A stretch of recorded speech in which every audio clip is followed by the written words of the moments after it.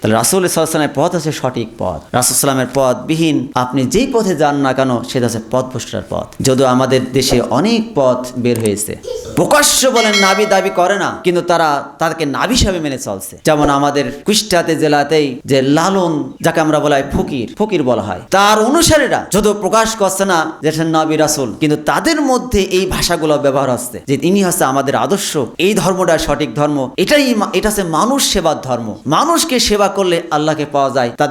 তাদের ধর্মের মূল নীতি হচ্ছে এটা, যে মানুষকে সেবা করলে আল্লাহকে সেবা করা হবে, আর আল্লাহকে সেবা করতে পারলে আমাদের আল্লাহর কাছাকাছি যেতে পারলে আমরা জানতে পারবো। আর বাকি যত মানুষ কোরআন সুন্নাহ মানছে এরা সবাই পথভ্রষ্ট, নাউজুবিল্লাহ। এই কথা তারা মুখ দিয়ে বলছে তাদের মাঝে, যদিও তারা বক্তব্য ময়দানে আসে না, কিন্তু তাদের মাঝে দাওয়াতের ক্ষেত্রে এটা ব্যাপক প্রচলন রয়েছে। তারা বলে আমরা মানি না কোরআন কালাম, মানি না কোনো হাদিস, স্পষ্ট ভাষায় তারা বক্তব্য দিয়ে যাচ্ছে তাদের মাঝে। আচ্ছা, তারা মনে করছে এটা আমাদের সঠিক ধর্ম, এটা আমাদের দিন, যার কারণে দেখা যায় তাদের আজ অবস্থা কোথায় তাদের অবস্থান। এই জন্য সঠিক দিন এটা আল্লাহ সাব্যস্ত করে দিয়েছেন মুহাম্মদ সাল্লাল্লাহু আলাইহি ওয়াসাল্লাম যে দিনের উপরে, এটা হচ্ছে সঠিক দিন। এরপরে মানুষ যত ধর্ম বানাবে, যত দিন বানাবে, যত জীবন পরিচালনা করার জন্য নিয়ম নীতি তৈরি করবে, সবই বাতিল।